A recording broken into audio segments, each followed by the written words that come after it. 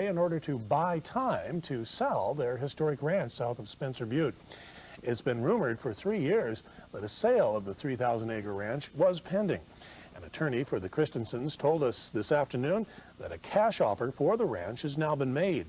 But the bank has not accepted the offer, and a sheriff's auction of the ranch was scheduled for tomorrow.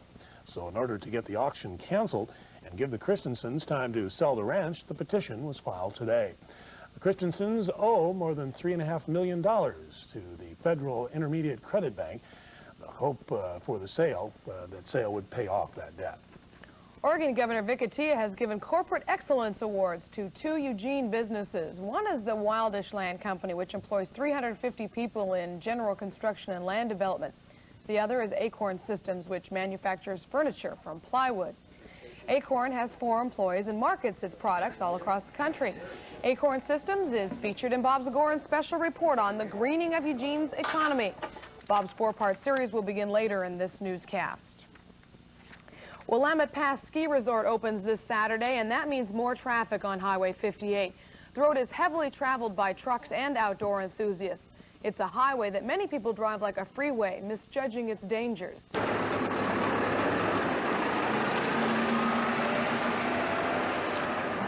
Highway 58 is commonly called Blood Alley by the truckers that drive it.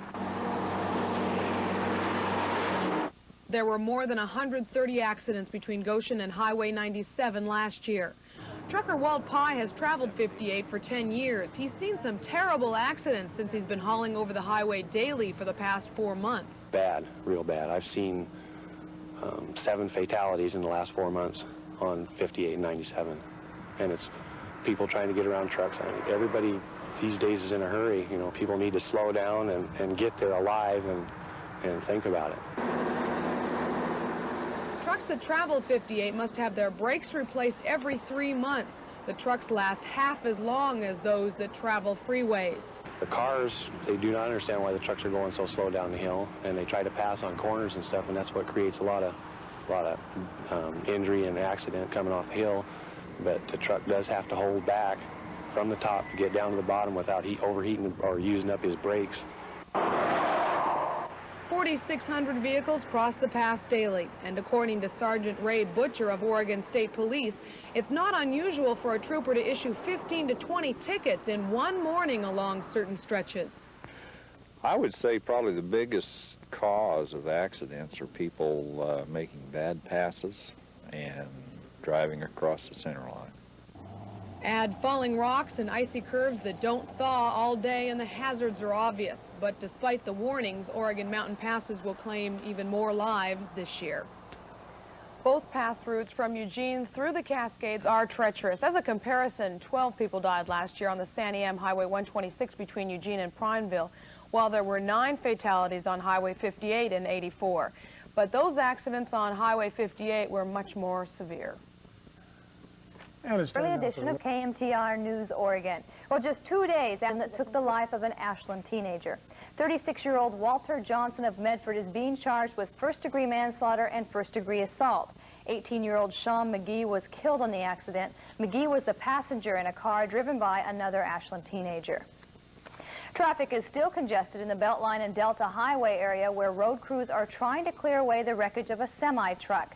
Eugene police say they think the driver of the truck fell asleep while traveling westbound on the Beltline early this morning. The truck and its load of chicken wire ended up in the Delta Lake.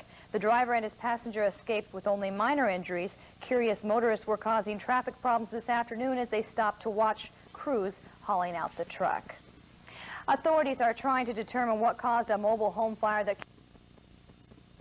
walked away from what could have been a deadly accident in Eugene today. At around 3:30 this morning, the tractor-trailer rig they were driving dove off Beltline Highway near the Delta Highway exit. The truck smashed through guardrails and into a shallow pond at the bottom of the intersection. The rig flipped on its side and submerged in the frigid water. Miraculously, the driver and his partner escaped with only minor injuries. Trucking officials say it appears the driver fell asleep at the wheel.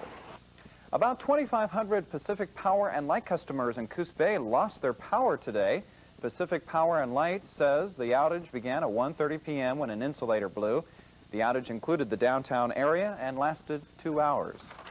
Oregon's unemployment rate dropped to 5.7% last month, and the State Employment Division says that is the lowest jobless level in 6 months. Oregon's unemployment rate is now below the national average. In all, more than 78,000 Oregonians were on the job in November, and the unemployment rate of 5.7% was sharply down from October's level of 6.3%. One factor in the drop was the return at the time of the accident are expected Monday or Tuesday. Traffic was tied up this afternoon at Delta Highway and Beltline by a crowd of people who stopped to watch the cleanup.